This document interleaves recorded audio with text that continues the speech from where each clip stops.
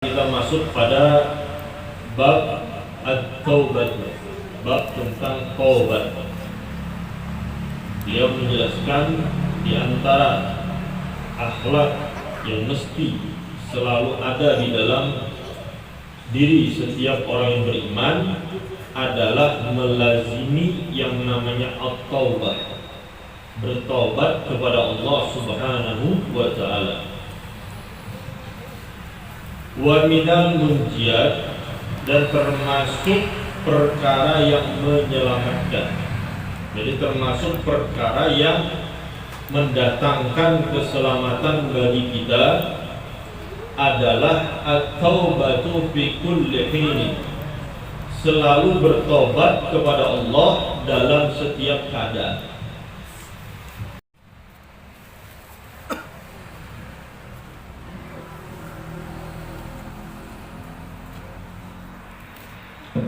Bismillahirrahmanirrahim. Assalamualaikum warahmatullahi wabarakatuh. Waalaikumsalam warahmatullahi wabarakatuh. Alhamdulillah, alhamdulillahi nahmaduhu wa nasta'inu wa nastaghfiruh wa na'udzu billahi min shururi anfusina wa min sayyiati a'malina. Man yahdihillahu fala mudilla lahu wa man yudlil fala hadiya lahu. وأشهد أن لا إله إلا الله وحده لا شريك له وأشهد أن سيدنا محمدا عبده ورسوله. سبحانك لا علم لنا إلا ما علمتنا إنك أنت العليم الحكيم. رب اشرح لي صدري ويسر لي أمري واحلل عقدة من لساني يفقهوا قولي. اللهم علمنا ما ينفعنا وانفعنا بما علمتنا وزدنا علما. اللهم أرنا الحق حقا وارزقنا اتباعه وأرنا الباطل باطلا وارزقنا اجتنابه واجعلنا ممن يستمعون القول فيتبعون أحسنه وأدخلنا برحمتك في عبادك الصالحين. أما بعد. Alhamdulillah, segala puji dan syukur kita panjatkan kehadirat Allah Subhanahu wa ta'ala atas semua nikmat, anugerah dan karunia-Nya kepada kita semua, sehingga pada malam ini kembali kita dikumpulkan oleh Allah Subhanahu wa ta'ala dalam satu perkumpulan yang mulia, dalam satu majelis yang mulia, dalam satu kegiatan yang penuh dengan keberkahan dan rahmat Allah Subhanahu wa ta'ala, yaitu dalam majelis zikir, dalam majlis ratib Al-Imam Al-Habib Abdullah bin Alawi Al-Haddad, dan juga dalam majlis ilmu pengajian, yaitu pengajian kitab Ajalatus Sibaq ila Makarim Al-Akhlaq yang dikarang oleh Habib Muhammad bin Abdullah Al-Haddad. Mudah-mudahan perkumpulan kita ini, majlis kita ini selalu membawa kita kepada keberkahan kehidupan dunia dan akhirat, dan juga mendatangkan keridhaan Allah Subhanahu wa ta'ala bagi kita semua dalam kehidupan dunia dan akhirat. Salawat dan salam kita haturkan atas junjungan kita Nabi besar Muhammad sallallahu alaihi wasallam, juga kepada sahabat beliau, keluarga beliau, pengikut beliau, dan juga pada para pecinta baginda Nabi Muhammad sallallahu alaihi wasallam. Mudah-mudahan kita semua yang hadir di majlis ini termasuk orang-orang yang selalu mencintai baginda Nabi Muhammad sallallahu alaihi wasallam, baik dengan lisan kita, baik dengan anggota badan kita, maupun dengan hati kita selalu dipenuhi dengan rasa cinta kepada baginda Nabi Muhammad sallallahu alaihi wasallam. Mudah-mudahan kita termasuk orang-orang yang mendapatkan syafaat daripada baginda Nabi Muhammad sallallahu alaihi wasallam, dan juga dikumpulkan bersama dengan beliau di dalam kenikmatan yang kekal di dalam surganya Allah Subhanahu wa ta'ala. Yang ulun muliakan para habaib, para zuriat baginda Nabi Muhammad sallallahu alaihi wasallam, yang sama-sama meluangkan waktunya untuk hadir bersama-sama di majlis yang mulia ini, di majlis Barakatul Ahbab ini.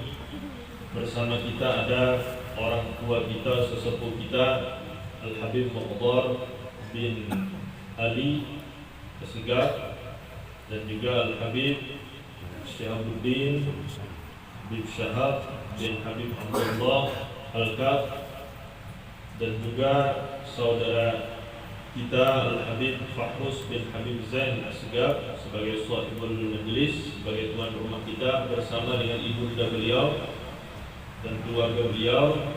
Mudah-mudahan semua para habaib, semua yang ikut membantu kelancaran majelis ini, yang memberikan bantuannya, pemikirannya sehingga berjalannya majelis ini, mudah-mudahan semuanya diberikan Allah dengan balasan yang berlimpah dunia dan akhirat, keberkahan dunia dan akhirat.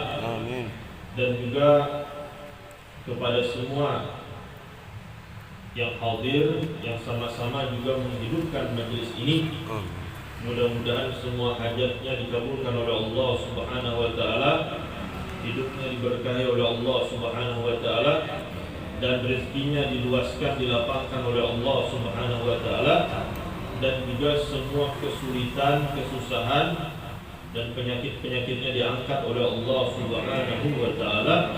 Dan mudah-mudahan kita semua selalu di dalam keridhaan Allah Subhanahu wa taala dalam kehidupan dunia dan akhirat. Amin amin ya rabbal alamin.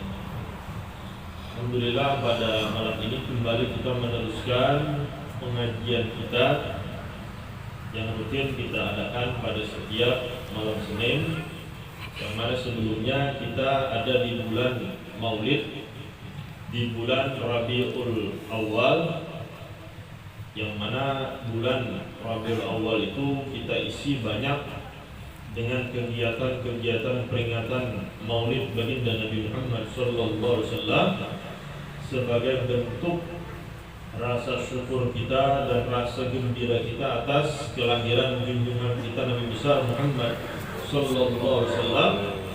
Maka kita berharap kepada Allah Subhanahu wa taala, sebagaimana kita bergembira akan kelahiran Nabi Muhammad SAW, kita bergembira dengan Nabi Muhammad SAW.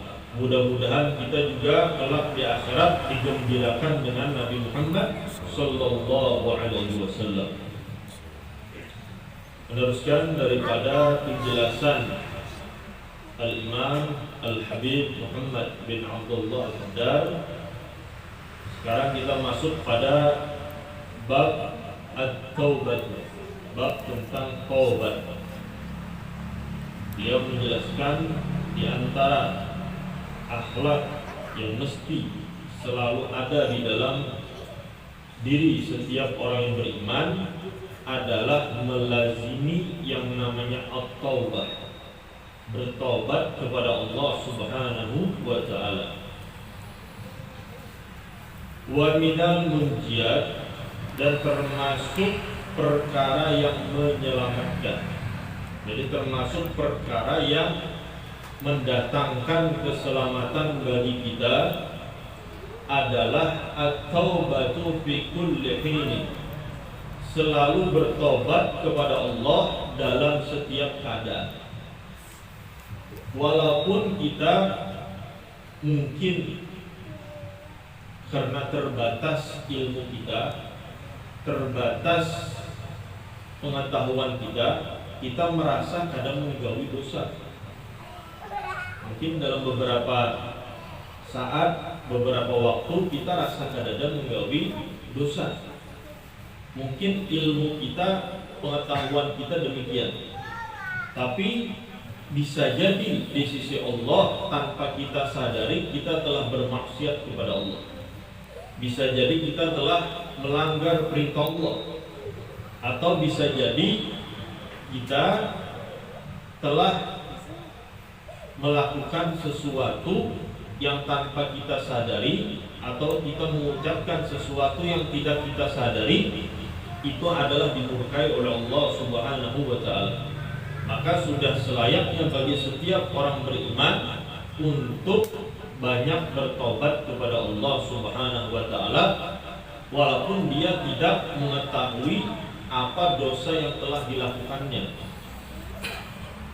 Qala Allah Jalla wa Ala, dan telah berfirman Allah Jalla wa Ala, wa tubu ilallahi jami'an ayyuhal mu'minuna la'allakum tuflihun. Allah Subhanahu wa taala berfirman di dalam Al-Qur'anul Karim, dan bertobatlah kalian kepada Allah seluruhnya, ayyuhal mu'minun, wahai orang-orang yang beriman, la'allakum tuflihun, agar kalian menjadi orang yang beruntung. Jadi termasuk sebab keberuntungan kita dunia dan akhirat adalah memperbanyak taubat kepada Allah Subhanahu wa taala. Kita ini hendak selalu beruntung, hendak selalu sukses, hendak selalu berhasil dalam kehidupan dunia dan akhirat, maka banyak-banyak bertobat.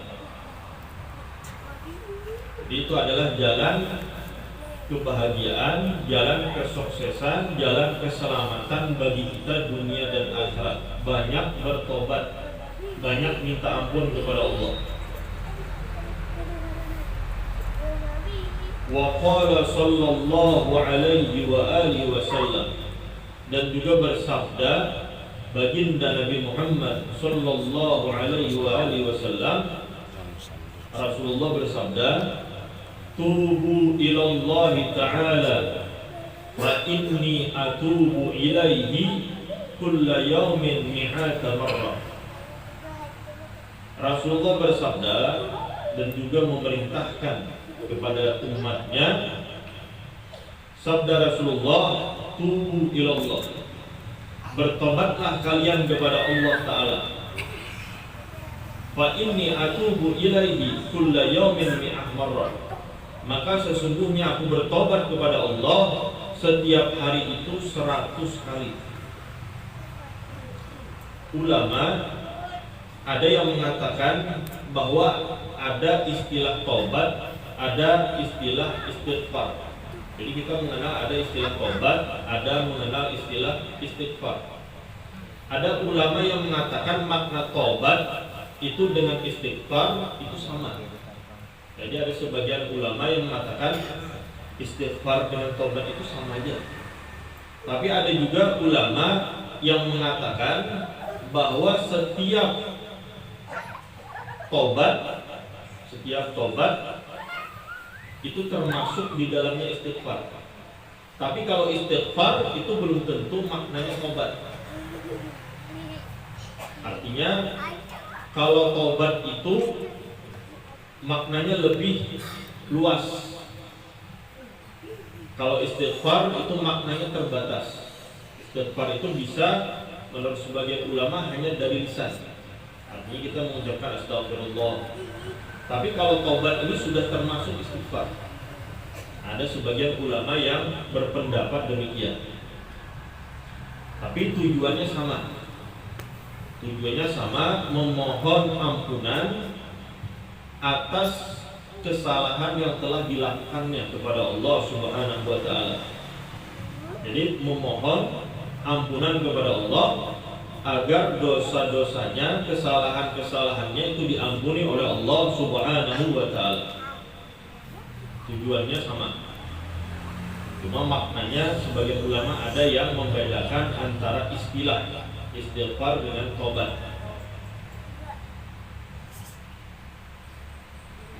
Kemudian di sini Al-Habib Muhammad bin Abdullah Al-Haddad menjelaskan ada syarat bagi orang yang bertobat kepada Allah. Jadi syarat agar tobat kita diterima oleh Allah itu ada beberapa syarat yang harus dipenuhi.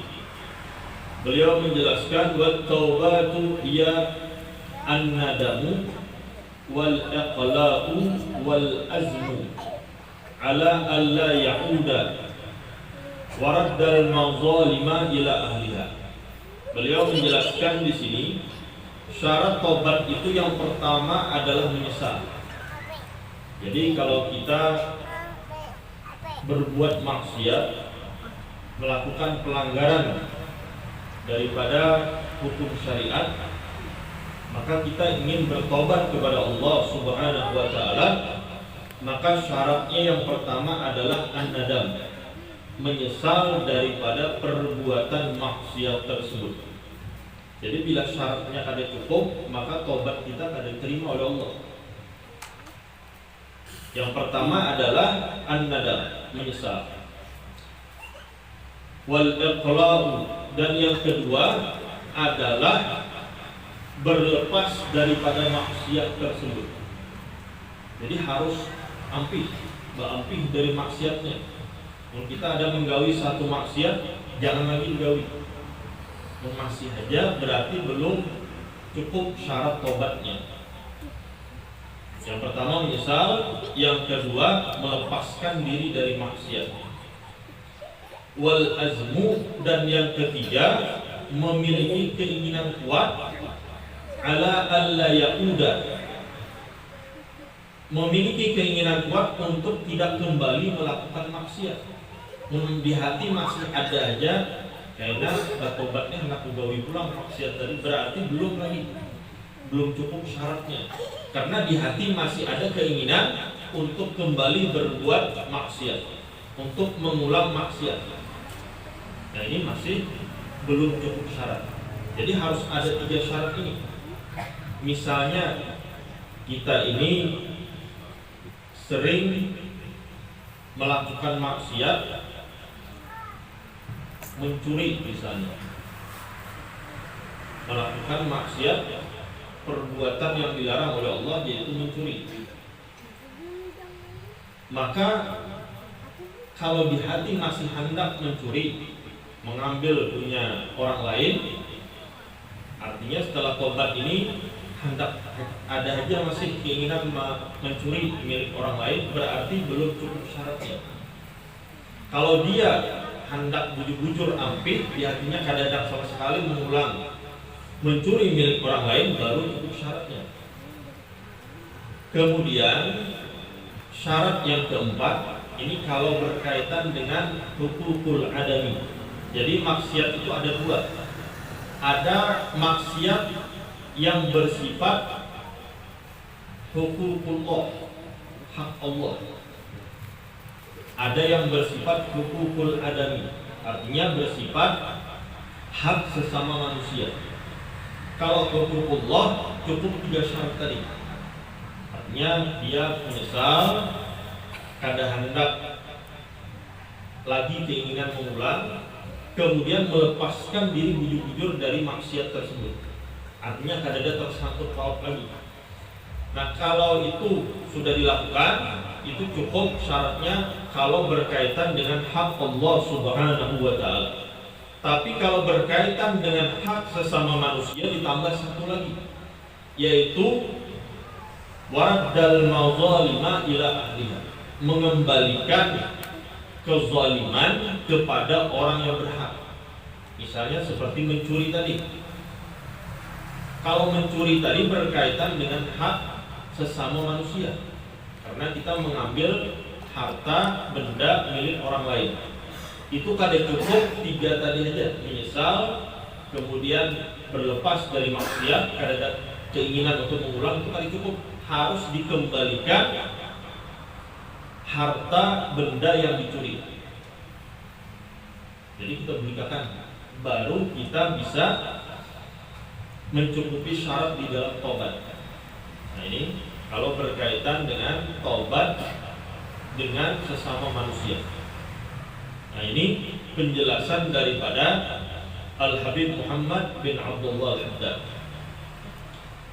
Kemudian tobat itu ada 2 macam. Kata para ulama, tobat daripada maksiat itu ada 2 macam. Ada yang disebut tobat mutlak, ada disebut tobat muqayyad. Kalau tobat mutlak itu kita minta ampun kepada Allah dari semua dosa. Ini ngarannya tobat mutlak. Ya Allah, ampunilah semua dosaku. Ini ngarannya tobat mutlak. Ada lagi namanya tobat muqayyad. Nah, tobat muqayyad ini kita minta ampun kepada Allah dari dosa tertentu. Misalnya kita ada dosa melakukan perbuatan yang dilarang oleh Allah. Misalnya meninggalkan sholat atau meninggalkan puasa. Ini berkaitan dengan huququllah. Kita kada sembahyang, kada puasa, itu hak Allah. Nah ini kita minta ampun kepada Allah karena meninggalkan sholat. Ya Allah, ampunilah dosa ulun karena ulun kada sembahyang atau melalaikan sholat. Ini ngarannya taubat muqayyad. Atau kita kada puasa minta ampun karena tidak puasa, lalu kita mengqadhanya, ini namanya taubat muqayyad. Jadi ada dua jenis taubat. Nah, mana yang mesti kita lakukan? Kata para ulama, kalau kita tahu bahwa kita ini ada melakukan dosa tertentu, maka kita diperintahkan terlebih dahulu kita melakukan taubat muqayyad. Kita tahu ada menggawi, misalnya melakukan perbuatan yang dilarang oleh Allah seperti zina misalnya, atau minum khamar. Nah ini kita langsung minta ampun kepada Allah atas perbuatan zina tadi. Kita minta ampun kepada Allah dari minum khamar tadi. Nah ini harus didahulukan. Setelah kita sebut dosa-dosa yang kita gawi, yang kita tahu, baru kita minta ampun, bertobat kepada Allah dengan tobat yang disebut dengan tobat mutlak secara keseluruhan. Nah ini aturan di dalam bertobat. Jadi yang tertentu dulu, habis itu baru yang umum, secara keseluruhan. Nah ini diantara aturan di dalam tobat. Kemudian tobat itu sangat banyak fadailnya, sangat banyak keutamaannya. Di dalam Al-Qur'anul Karim, para ahli tafsir menyebutkan sekurang-kurangnya ada 40 keutamaan bagi orang yang bertobat. Keutamaan bagi taibin, orang yang bertobat kepada Allah Subhanahu wa taala. Tapi dari 40 macam fadail keutamaan orang yang bertobat, ulama menyebutkan ada 3 atau ada 4 yang paling pokok keutamaan orang yang bertobat kepada Allah. Yang paling besar nilainya, keutamaannya bagi orang-orang yang bertobat kepada Allah Subhanahu wa taala. Itu disebutkan di dalam Al-Qur'anul Karim. Yang pertama, keutamaan orang yang bertobat itu adalah mendapatkan mahabbatullah, kecintaan daripada Allah Subhanahu wa taala. Allah Subhanahu wa taala berfirman di dalam Al-Qur'anul Karim, "Innallaha yuhibbut tawwabin wa yuhibbul mutatahhirin." Sesungguhnya Allah itu mencintai orang-orang yang bertobat dan mencintai orang-orang yang mensucikan dirinya. Ini orang yang bertobat mendapatkan mahabbah, kecintaan Allah Subhanahu wa taala. Kemudian yang kedua, keutamaan yang kedua yang didapatkan bagi orang yang bertobat adalah mendapatkan al-falah, keberuntungan. Itu sebagaimana yang tadi disebutkan di dalam kitab ini oleh Habib Muhammad bin Abdullah Al-Haddad. Allah berfirman, "Wa tubu ilallahi jami'an ayyuhal mu'minun la'allakum tuflihun." Dan bertobatlah kepada Allah semuanya, wahai orang-orang yang beriman, semoga kalian mendapatkan keberuntungan. Jadi setelah mendapat mahabbatullah, mendapatkan al-falah, keberuntungan dunia dan akhirat bagi orang yang bertobat kepada Allah Subhanahu wa taala. Kemudian yang ketiga, keutamaan orang yang bertobat kepada Allah itu mendapatkan khairatid dunya wal akhirat, kebaikan-kebaikan dunia dan akhirat. Karena Allah juga berfirman di dalam Al-Qur'anul Karim, "Fa in tubtum fa huwa khairul lakum." Allah berfirman di dalam surah At-Taubah ayat 3, "Fa in tubtum fa huwa khairul lakum." Dan jikalau kalian bertobat, maka itu lebih baik bagi kalian. Artinya kalian akan mendapatkan kebaikan-kebaikan yang banyak di dunia dan di akhirat. Jadi tobat itu akan mendatangkan kebaikan-kebaikan dunia dan akhirat. Mungkin selama ini kita merasa banyak urusan-urusan kita yang sulit. Artinya bila urusan usaha kita selalu gagal, atau mungkin kita selalu mendapat masalah dalam rumah tangga kita. Nah, itu bisa jadi karena kita ada dosa yang belum kita minta ampun kepada Allah, yang kita belum bertobat kepada Allah Subhanahu wa Ta'ala, sehingga banyak masalah-masalah yang mengganggu kehidupan kita. Nah, kalau kita ingin masalah itu cepat selesai, cepat dibantu oleh Allah Subhanahu wa Ta'ala, maka perbanyaklah tobat kepada Allah. Salah satunya adalah dengan memperbanyak istighfar kepada Allah Subhanahu wa Ta'ala, minta ampun kepada Allah Subhanahu wa Ta'ala. Kemudian yang keempat, ini adalah keutamaan yang paling besar dari semua keutamaan bagi orang yang bertobat kepada Allah, yaitu bahwa dosa kita itu diganti oleh Allah dengan pahala. Jadi kadang-kadang bisa jadi yang dulunya kita bermaksiat, yang dulunya kita melakukan pelanggaran kepada Allah Subhanahu wa Ta'ala, dan itu sudah ada nilai atau timbangan dosa di sisi Allah Subhanahu wa Ta'ala. Ketika kita bertobat, itu timbangannya langsung dimasukkan dalam timbangan amal baik kita. Asalnya maksiat itu memberarti amal jahat kita, tapi ketika kita bertobat itu dipindah oleh Allah, timbangannya itu memberarti amal kebaikan kita. Karena Allah Subhanahu wa Ta'ala berfirman di dalam Al-Qur'anul Karim, illa man taba wa amana wa amila amalan salihan faulaika yubaddilullah sayyi'atihim hasanat wa kana Allahu ghafurar rahim. Allah Subhanahu wa Ta'ala berfirman, ketika orang-orang bertobat dan beriman dan beramal saleh, ketika seseorang itu bertobat kemudian dia beriman, artinya bujur-bujur beriman dengan Allah, kemudian beramal saleh, maka orang-orang ini dosa-dosanya itu akan diganti oleh Allah menjadi kebaikan. Asalnya itu dosa diganti Allah menjadi kebaikan di sisi Allah Subhanahu wa Ta'ala. Wa kana Allahu ghafurur rahim, dan adalah Allah itu Maha Pengampun dan Maha Penyayang. Para ulama menjelaskan berkaitan dengan ayat ini bahwa setiap dosa yang kita lakukan itu ada timbangannya, ada kadarnya.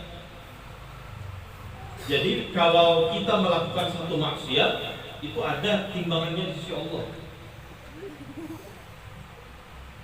Misalnya kalau kita umpamakan kita menggawi satu maksiat, itu timbangannya 1 kilo. Maksiat kita itu kadarnya 1 kilo di sisi Allah. Yang 1 kilo ini dianggap di timbangan amal jahat kita. Lalu kita bertobat kepada Allah. Kita bertobat atas dosa kita itu. Yang 1 kilo yang dianggap di timbangan amal kejahatan itu tetap nilainya 1 kilo, tapi itu dipindah oleh Allah di dalam timbangan amal kebaikan kita. Yang jahat tadi tiba-tiba diganti Allah menjadi amal baik yang memperberat timbangan amal kebaikan kita. Nah, itu bisa. Nah, ini adalah keutamaan terbesar daripada orang yang bertobat. Nah, ini adalah satu anugerah yang besar daripada Allah Subhanahu wa Ta'ala. Dan itu harapan kita. Ini harapan setiap orang yang beriman. Dan kita semua orang yang beriman ini wajib merasa dirinya banyak dosa. Jangan sekali-kali kita itu merasa kadar dosa. Semakin kita merasa kadar dosa, itu menunjukkan bahwa dosa kita itu semakin banyak. Bila kita ini merasa kadar dosa, berarti dosa kita itu banyak benar. Bila kita merasa banyak dosa, berarti kita ini orang yang ada harapan mendapatkan ampunan daripada Allah Subhanahu wa taala, mendapatkan rahmat daripada Allah Subhanahu wa taala.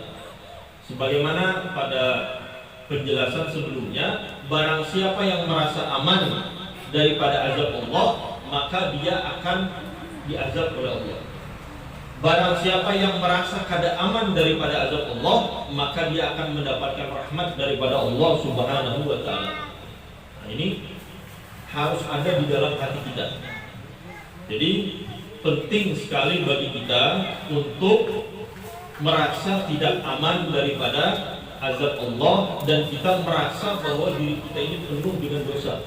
Jangan pernah kita merasa diri kita ini suci, merasa diri kita ini bebas dari maksiat, tidak pernah melakukan kesalahan-kesalahan kepada Allah Subhanahu wa taala. Harus selalu ada di dalam hati kita untuk merasa kehinaan, kerendahan dan banyaknya dosa di dalam diri kita, sehingga kita selalu bertobat kepada Allah.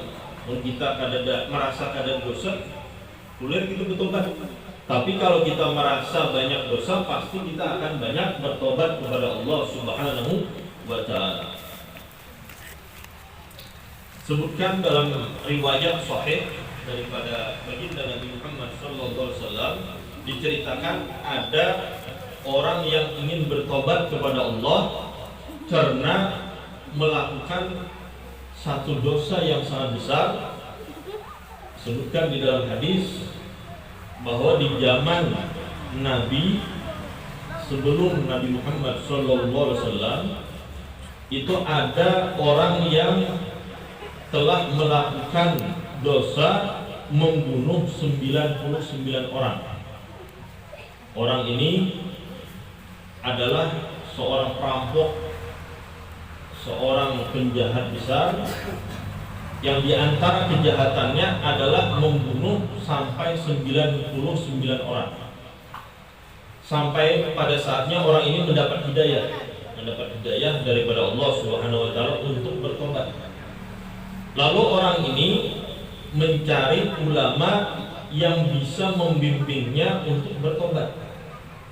Akhirnya dia mendapat kabar bahwa di desa ini ada ulama yang bisa membimbingnya. Lalu didatanginya ulama tadi, lalu diceritakannya bahwa dia telah membunuh 99 orang. Apakah dosaku ini bisa diampuni oleh Allah Subhanahu wa taala? Lalu jar ulama tadi kata khawatir, kalau ganal dosa ikam bukan hanya membunuh 99 orang, tapi engkau juga merampok harta orang lain, bahkan melakukan maksiat-maksiat yang besar lainnya, sehingga tidak mungkin dosa engkau itu diampuni oleh Allah.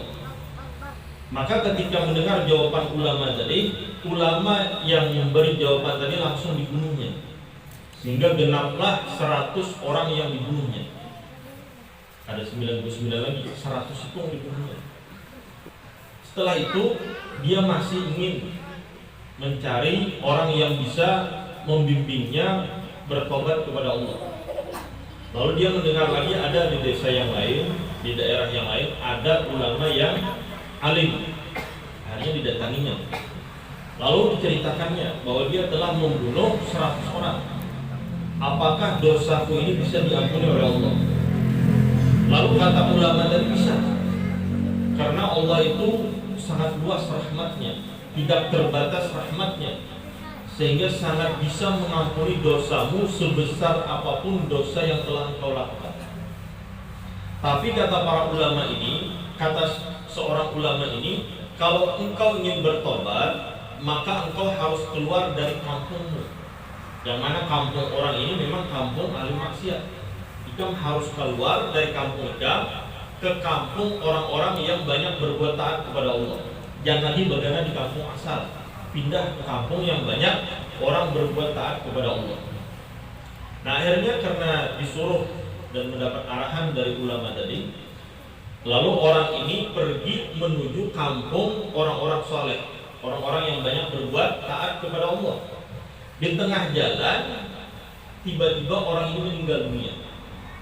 orang ini diwafatkan oleh Allah Subhanahu wa taala. Padahal dia belum sampai lagi ke kampung orang soleh. Maka terjadilah perdebatan antara malaikat azab dan malaikat rahmat. Jar malaikat rahmat ini akan dikumpulkan dengan orang-orang yang diazab oleh Allah. Jar malaikat azab ini akan dikumpulkan bersama orang-orang yang akan diazab oleh Allah. Jar malaikat rahmat ini akan dikumpulkan, akan dibawa bersama orang-orang yang dirahmati Allah karena dia bertobat. Akhirnya terjadi debat. Nah, ketika terjadi perdebatan, lalu Allah mengutus lagi satu malaikat untuk menengahi perselisihan antara malaikat rahmat dengan malaikat azab. Jar malaikat yang satu ini coba ukur dulu. Yang malaikat azab coba ukur dari tempat kampung asalnya sampai tempat dia meninggal dunia. Berapa ukurannya? Berapa jaraknya? Yang malaikat rahmat coba ukur dari tempat dia meninggal dunia sampai kampung orang yang banyak berbuat taat kepada Allah. Akhirnya masing-masing malaikat ini mengukur berapa jarak antara keduanya, antara jarak kampung yang ahli maksiat dengan kampung yang banyak berbuat taat kepada Allah. Akhirnya ditemukan hasilnya, ukurannya jaraknya hanya beberapa senti. Ternyata lebih dekat kepada kampung yang ahli taat. Jaraknya beberapa senti lebih dekat kepada ahli taat. Maka diputuskan bahwa orang ini dikumpulkan bersama orang-orang yang beruntung, bersama orang-orang yang dirahmati oleh Allah Subhanahu wa taala. Nah, ini disebutkan di dalam hadis Rasulullah sallallahu alaihi wasallam. Maka para ulama menjelaskan berkaitan dengan hadis ini, hikmahnya kata para ulama bahwa taubat yang sepenuh hati kita, artinya jujur kita ini hendak bertobat kepada Allah dari maksiat, itu pasti akan mengantarkan kita kepada rahmat Allah. Asal kita berjujur, asal kita bujur-bujur hendak bertobat kepada Allah, pasti kita akan dibawa kepada rahmat Allah Subhanahu wa taala. Artinya bagaimanapun kalau kita benar-benar hendak tobat, pasti selamat, pasti beruntung dunia dan akhirat. Tapi kalau kita kadada keinginan untuk bertobat di dalam hati kita, maka dikhawatirkan kita mati suul khotimah. Ini yang paling dikhawatirkan. Karena siapa tahu kita belum sempat bertobat, nyawa kita, roh kita dicabut oleh Allah. Dan apabila kita mati dalam keadaan masih melakukan dosa besar atau mengekali dosa kecil, maka bisa dipastikan matinya suul khotimah. Kita ada menggawi dosa besar dan bertobat, atau dosa kecil tapi terus menerus sampai kita mati. Nah, ini dikhawatirkan matinya suul khotimah wal iyazubillah.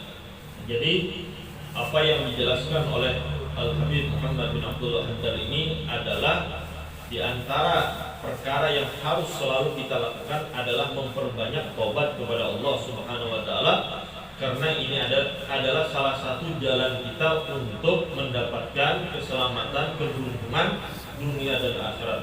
Mudah-mudahan apa yang beliau sampaikan ini bisa kita amalkan dan bisa membawa kita kepada keberuntungan dunia dan akhirat. Mungkin ini yang bisa ulun sampaikan dalam kesempatan ini. Salah khilaf, minta maaf, minta redha, hakaza minni. Wassalamualaikum warahmatullahi wabarakatuh.